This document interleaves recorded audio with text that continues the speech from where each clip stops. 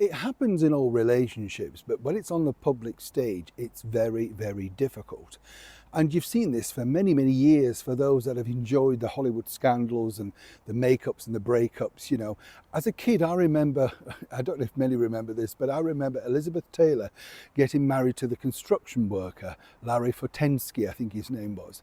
And, you wished her well, because you think, right. But apparently Elizabeth truly just wanted to be a stay-at-home wife. She didn't want the glitz, the glamour, the adoration, of course, of being a Hollywood icon. And even at that very young age, and seeing that on the TV, I thought this won't last because they're simply from two separate worlds.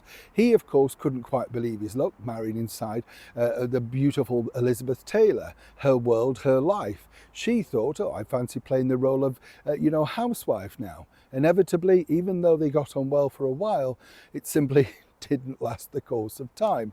Some people are now saying exactly the same problem has emerged, all thanks to the fact that two people that started out, some say, on the same path, not everybody, but some, and then of course this inevitably happens. As ever, let me explain. Morning, welcome chums, welcome to a brand new episode of By Royal Appointment. As ever, lovely to have your company, and just to get this out of the way again, just to let you know that this fake page on Facebook, be very, very careful. Each time you like something or comment, they're mining your information, your data. They can get into things. It's a complete scam. I can't begin to tell you, if you've signed up for it, get rid of it, because they'll continue to look at your stuff. It's a very dangerous thing. I have reported it to Facebook and the parent company Meta, but if you want to do the same thing, can't stress that enough. Lecture out of the way, but it's important to share these things because you may think it's me. Many of you are interacting. It's simply not me. Only here and occasionally on Facebook where you will see a various video or something, but that's around it. So just check it out. In fact, it's just a complete fake. It's from Brazil. We found that much out so far. Anyway, let's get back, of course, to your royal appointment. It's a funny thing, as I've often said, because, when you put two people together, particularly when you've got two, some might say, narcissists, because Prince Harry always fought against his elder brother, Prince William, for the stakes of wanting to be popular. Harry thought he was better looking and had a bit more pizzazz about him. I would say the difference is that William and Harry had different levels of responsibility. The Prince of Wales always knew from a very young age that eventually, he will be inheriting this, if he's lucky, if the monarchy still exists, and I don't mean that in a nasty way, but, things change all the time.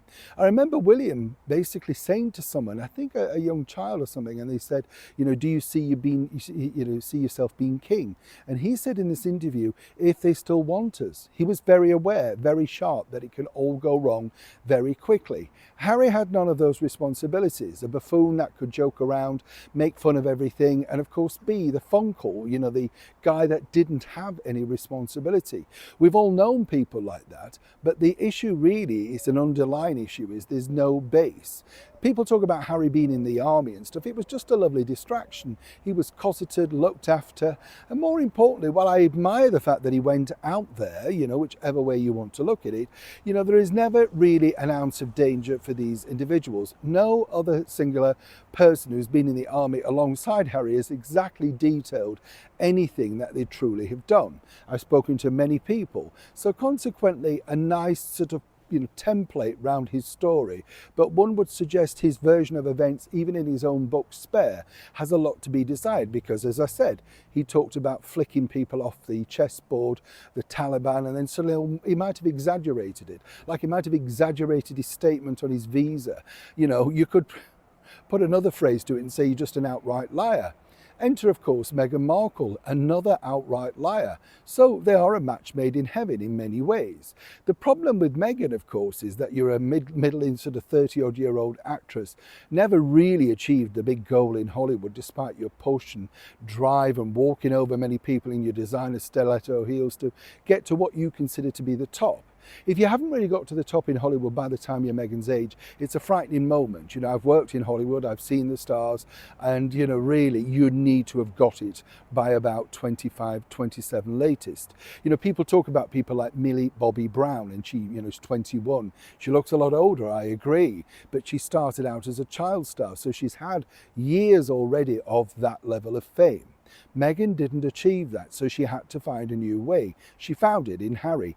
Gullible, some people might say not exactly the brightest bulb, but for Meghan, he had that indelible sort of thing. He was manipulated so to the point where she could actually mold him into what she wanted. Also, the pedigree was excellent, wasn't it? The son of the late Princess Diana, a lady that was very much, admired, particularly in the United States and around the world. Meghan had studied her like a school math book. I mean, there's no two ways about it. The way that she posed, the way that she copied the looks, the stances, every single thing. Now, here's where this gets really interesting, because now you've got the problem with Meghan and Harry, and this is where the collision comes to, right? You have the two people that thought they were going to get everything they wanted. A natural belief. Meghan's married into the most famous family in the world. He can provide the money. She found out, not as rich as she thought, not as powerful as she thought. She didn't really do the homework on that level. So she decided she could make them more powerful. The problem that you've got now is, well, it all really started with this. At the start of this year, Meghan decided, once again under the tutelage of Prince Harry, who's now been reduced to being an Instagram cameraman, to write this in the sand, 2025. Hard to believe it's just 9 months ago. Meghan posted this upon her return to social media, and the world was going to take notice. Finally, she was free of the shackles, could do what she wanted. Already lying about using her HRH title, but Meghan's lied numerous times, so what did that matter? It gets even more interesting behind the scenes though, because what you're seeing is a veneer of what's gone on. Behind the scenes, there's tears, tantrums and temper. And a temper that Prince Harry allegedly doesn't know how to deal with. This caused a lot of problems behind the scenes, oh yes. These were the pictures that were taken on set, and as I told you the other day, basically the staff had, well, they were dumbfounded, first and foremost because they'd never really seen these children. Not many people had. I mean, Meghan has played games from the off. As we all know, the story about the moon bump and everything like that, even Queen Elizabeth thought, well, what is the story behind this? Why are people saying this either online or then in print? But Meghan likes that sort of subterfuge. She loves people talking about her, good or bad. Now, the reason behind these pictures was the fact that, she wanted to bring her children so that they could see her working. Right? Because they didn't know what mommy did. Well, what does mommy do, other than very little? She couldn't be bothered with all the money that Spotify were throwing at them. She's not very supportive of her husband, Prince Harry, even though she described him as a handsome fox and all that. She's never really there to support him. Yeah, she'll turn up at Invictus because that's good for Meghan. Designer frocks, lots of cameras, and a chance to grab that, microphone and say how she's sorry she's late, because everybody was waiting for Meghan at the Invictus Games. Not Harry, not the veterans, no, Meghan. Sorry I was late, but I was too busy, doing the burger run and children's lunch boxes, right?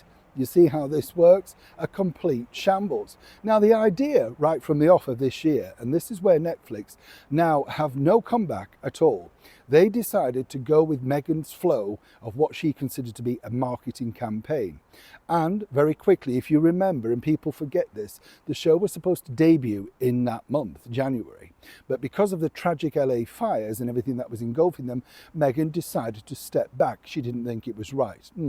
Right, yeah. Well, then suddenly she came back on with this very convoluted story about Billie Eilish, Adam Levine and the lunch boxes and, the thing turning to dust.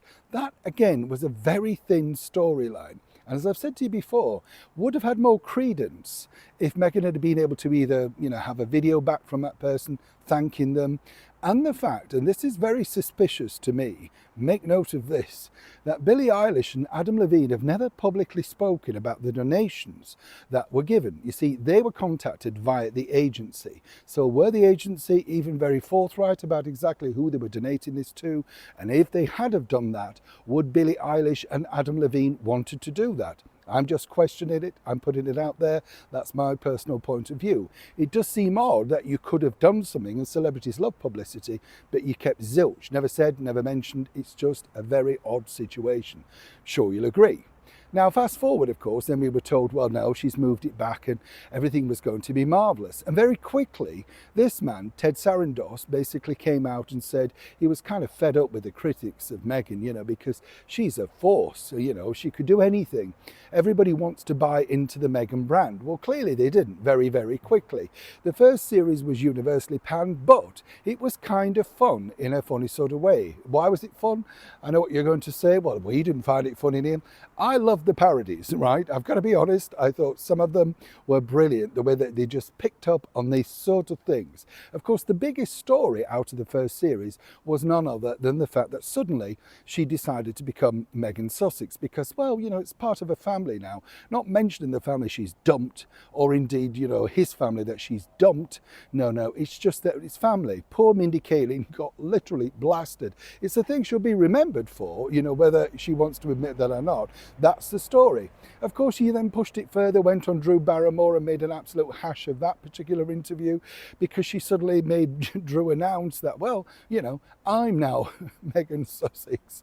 And this is the thing, Meghan ropes everybody into her ultimate disasters. What followed again really was, and this is where this gets really convoluted and interesting, is the launch. I mean, it was the worst launch ever. Now, I'm not, an expert on social media marketing or something like that. I believe you need to get some very zabby kids who understand about how to cut it, make it fun and funky. If you're having a go, you're my age bracket, Meghan, whatever, you don't know what you're doing. Putting pictures out there with some 60s music doesn't cut it. And particularly if you're trying to sell product has to be presented in an excellent way. Of course, she knew best. She couldn't get a CEO for American Riviera. She certainly couldn't get a CEO for As Ever. But, apparently she convinced Netflix that she truly knew what she was doing. An unmitigated disaster. She couldn't put the comments on because she couldn't stand it. And Netflix really said, without the interaction of you responding back to critics or doing an open chat, it's going nowhere. Meghan refused once again to even go on a chat show and have it. What she wanted to do was present herself as a business guru. Step forward, of course, Jamie Kern-Lima. Yes, her. Full body chills Jamie. And then, of course, Emma Gurdy. And, again, both nice women, but, not really going to force that particular imagery forward. People don't see Meghan Markle as a business guru. She's just decided to be this. This is the thing. There was no build up to it. There was no slow launch. It was, here I am, you're going to love it, and I'm going to put my name to it. We found out that apparently she'd had this other name for years and Netflix said they'd like to come on board. No, they were fed up because they got nothing for their return. Now, as I've told you many times, Netflix are very savvy as a company. They haven't paid the 100 million that every single media outlet says they've got. They've paid for what they've received. Meghan and Harry did a very dumb deal with their documentary because they don't get the residuals from that, hence the reason they don't want to have it out there. And the reason why there's no second run of this is because they had the option. That was the one clever piece that the previous PR did. Interesting stuff. You could have made a lot more money, chopped it up, put it out, all sorts of different stuff. But no, just one run, because they knew really that it would get beaten up by many different people. So Netflix are now in this dilemma, right? The figures are in of the second series, the fake second series, and all you've got for that is the fact that Meghan's decided to put out her two children way too late, a week down the line, showing them what Mommy Dearest does all day, making this cookery show. Now, Netflix, as you can understand, would have liked the kids in the show. They've paid plenty. So to give it away on Instagram, to then try and get people to say, oh, come and watch this, it's just another huge mistake. Netflix, though, find this even more interesting. Just around the time of when Meghan's new deal was announced with Netflix, the fact that they renewed for the second series and the Christmas special, which was complete, again, fakery. Well, Meghan literally had a breakdown behind the scenes. She couldn't believe that they were rushing this out because they didn't really warn her. A little like she didn't warn the Queen when she decided that she was quitting royal duties. Suddenly that dish was served up very coldly by Netflix. But worse was to come for Meghan, and this is where whatever they say about the relationship and Netflix and how well it's going, right, behind the scenes, and I know from people who worked on the show, right, Meghan, The thing is, nobody's coming out from the company to support her. Ted Sarandos did not come out and say, hey, listen, we've got a great second series coming up, we can't wait. Meghan wanted to do an absolute interview with the boss of Netflix, like him interviewing her, all pre-recorded and agreed questions, because she felt, and a little bit, and I've seen this, let me tell you, I know I sound probably like a broken record, but I've seen this many times, chums, working in this job. What very famous, actors and actresses do is when they know they're difficult and particularly have a reputation on set and all of that sort of stuff, very quickly they get a picture with a producer or indeed the director, arm in arm, locking arms, that sort of stuff, laughing and everything. And then what happens is, if that director turns on them, they can say, well, he liked me once, look. And this is exactly the tactic that Meghan wanted to do. You see, sitting down with Ted Sarandos and basically getting him to interview, the ultimate, really, the cheese of Netflix. Well, he's supporting her, he believes in her. Ted inexplicably couldn't find the time. Again, I have to say, allegedly. This would have been a bit of a coup, in fact. I think this might have worked, right? Because obviously you're kind of dragging the boss into this fiasco, but even he realised that this wasn't going to work. The bigger problem then was, of course, as the show launched, the ratings came in and they were dire. Now, I don't wish that on anybody, I'm not in this sort of let's bash these people. Television is hard to make. Many people are making excellent programming on platforms like this. And if television was clever, they'd look at what some of these people are doing and go, you know what, we should hire them, right? Because they know what they're doing. But television is a dinosaur. It's stuck in yesterday's era. Netflix are very good at making the big spectaculars, but not necessarily the homegrown entertainment that you might watch sporadically, that you might dip into. Meghan Markle has no idea. A former actress that's given a few lines per episode to memorize and look good in an Armani pencil skirt. That's the level of what she could bring.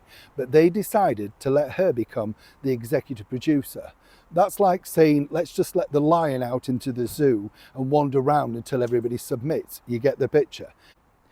Everybody was too frightened to say, this is rubbish and this is not going to resonate with the audience. The guest list, again, affable enough people, apart from this person, Chrissy Teigen, right?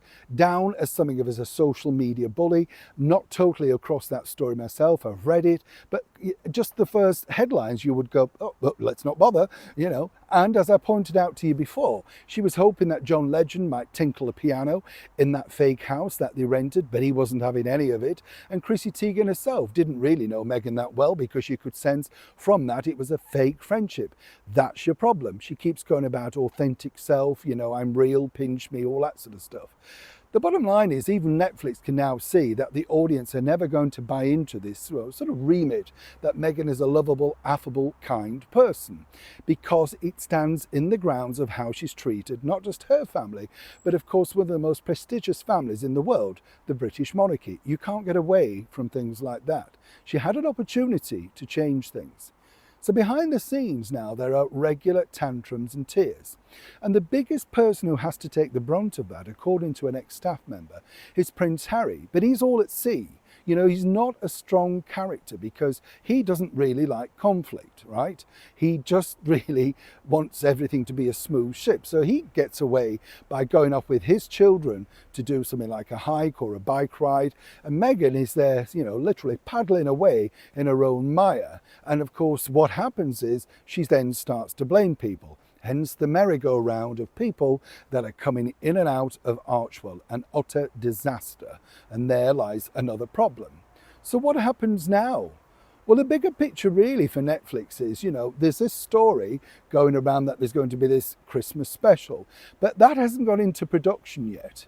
Meghan is going to be called into a meeting early next week, the second week of September, to go through what the plans are of exactly how she could now make this a bit different to what she's already put out. In Meghan's eyes, though, according to sources, she doesn't see what's wrong with the show. It's meant to be a fun show of her packing a suitcase or, rearranging some flowers, throwing flower sprinkles on anything that moves, quite frankly. And the guests don't necessarily have to be mega famous because she is the star of the show. People like her, and that should really be enough. She blames two things, according to that source. The British media, which is again a fallacy because the American media don't like it either. The Hollywood Reporter can't abide it. Deadline, not very nice. Newsweek, nothing to say good about it.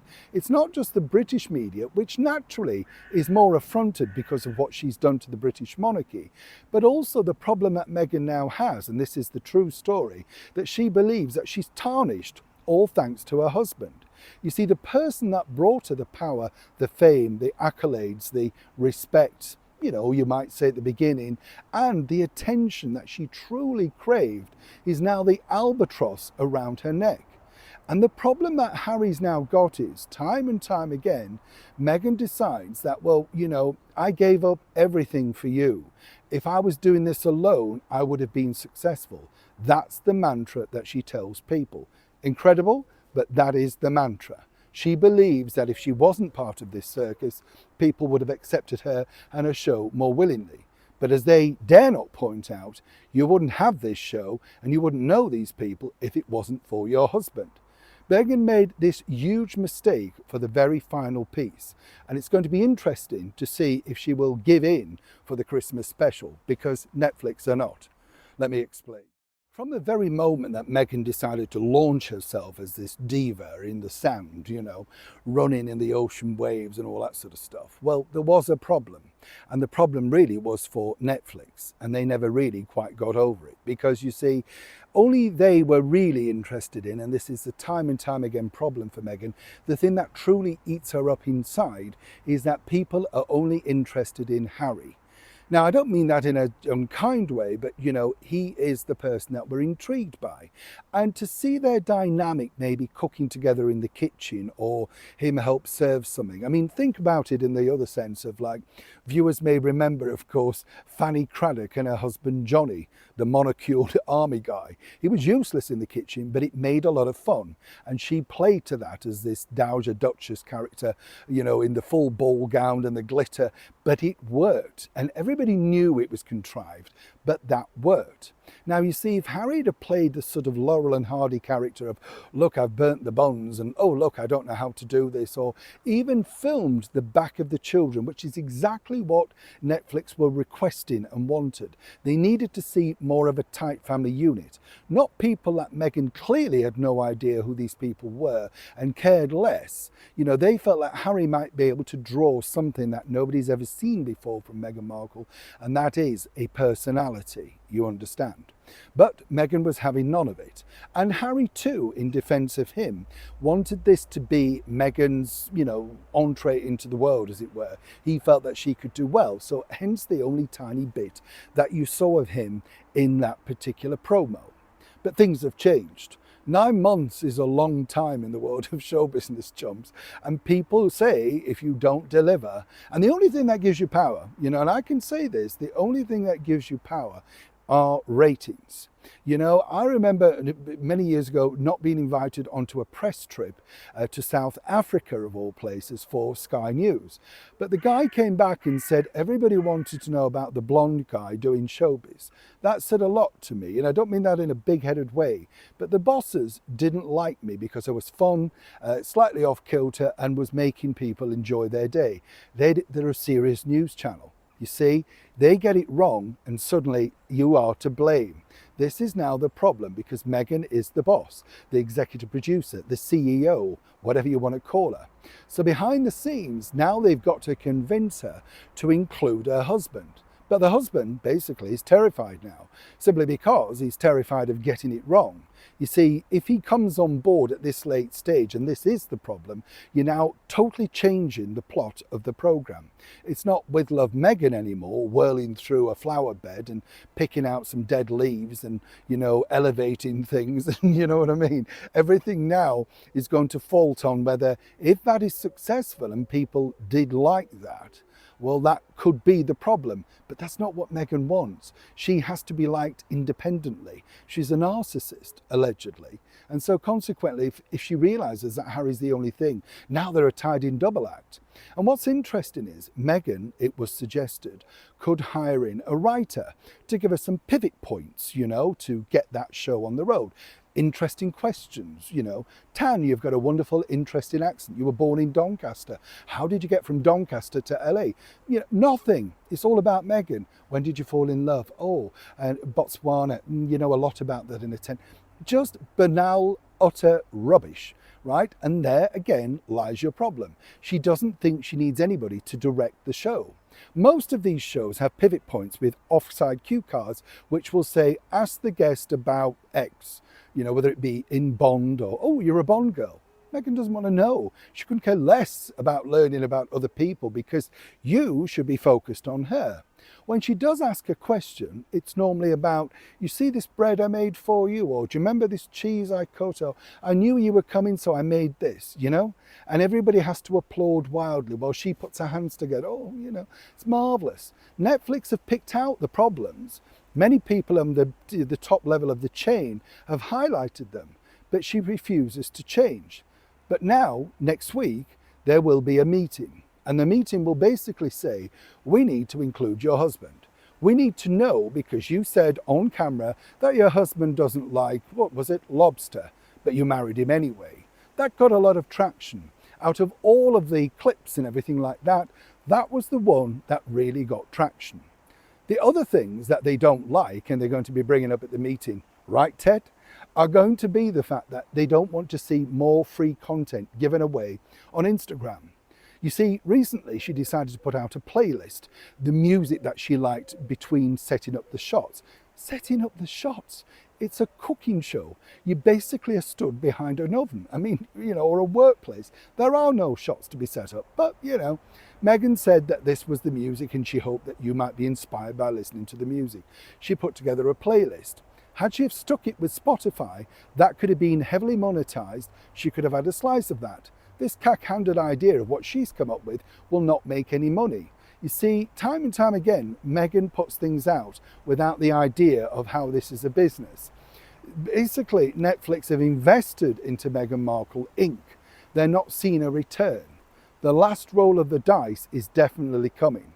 And the last roll of the dice basically means that Meghan Markle has to now shoehorn the husband in. Now, Harry got her that job simply because he said he would now put his name to that McCasker Kids thing, right? As executive producer. So they've kind of got that, right? And they are hoping that he is going to go down the route of the Diana documentary. They don't care about Meghan being in that at all. You see how this really works. He has the power. She can't stand the fact that he's got the power. If they have to combine at Christmas, whether it be Harry wrapping presents for imaginary friends, because let's be honest, he's not going to be sending any to his family, well, then that will prove that people are more intrigued as them as a couple. But the problem is that Meghan Markle wanted to take on the world using Harry's name, Harry's title, the royal family, the rest of them, and she thought that would be the backstory. But actually, that is the story, and Meghan is a small bit part player in this. What she's now realising is Netflix have worked this out too. And if she doesn't deliver Harry for the Christmas special, and that truly tanks, because if she pushes it and they decide that they're going to go with that idea, then that truly is curtains. First look at whatever she comes up with next or not. Everybody knows this, including Meghan, but will she agree? As ever, chums, thank you for watching the latest episode of By Royal Appointment. And as ever, if you can, please do like, share and comment respectfully. And of course, take care of yourselves. Until next time,